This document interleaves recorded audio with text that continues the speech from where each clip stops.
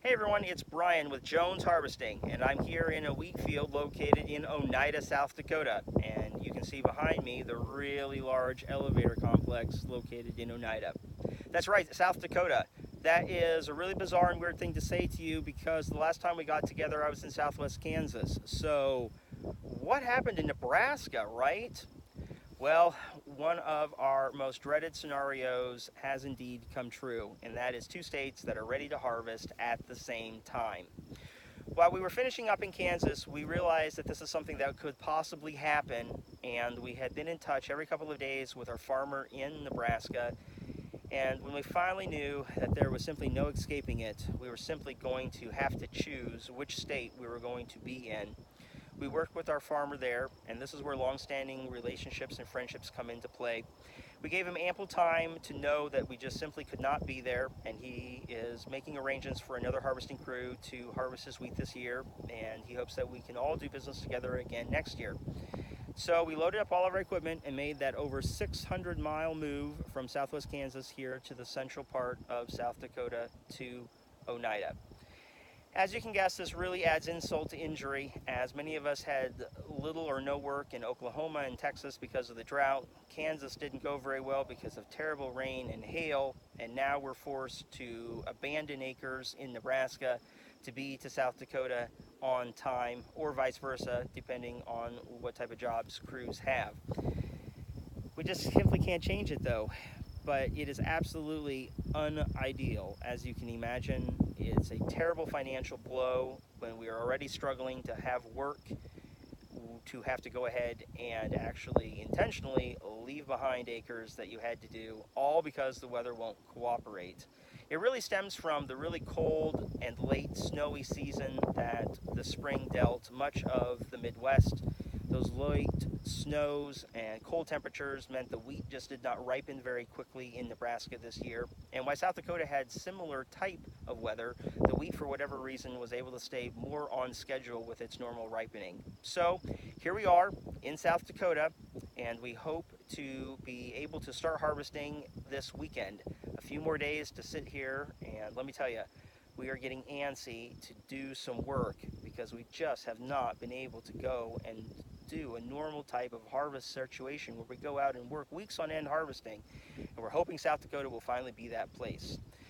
You'll see here that the wheat fields look pretty nice. Their height is over knee high, so not very tall because of some drier weather, but we're expecting yields to be in that 30 to 50 bushel range, we are hoping.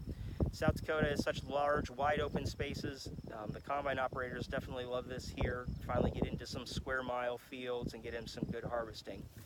Now, as you know, South Dakota is kind of the tale of two harvests each year because there is both winter wheat, like behind me, that is just a few days away from being ready to go, and then the spring wheat that always ripens and matures later on. And if I just walk across the road here, you will see behind me a grass green field of spring wheat.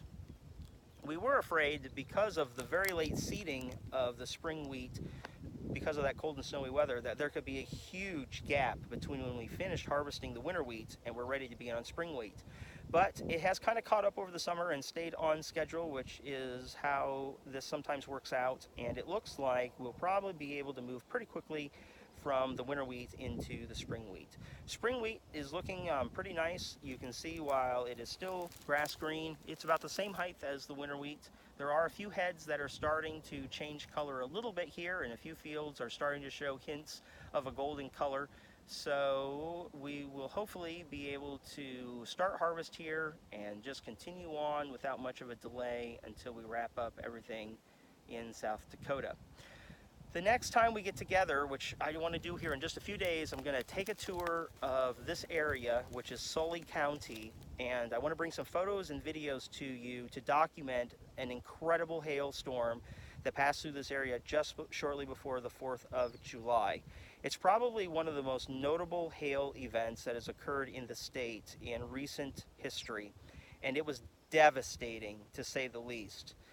This county that we are in here has estimated its loss at about 200,000 acres on some people's estimates, and there are 4 feet cornfields that were reduced to 2-inch stubs, in which it's difficult to even recognize what crop was planted there. And you can imagine what the wheat looks like, along with sunflowers, millet, soybeans, and anything else that was planted here.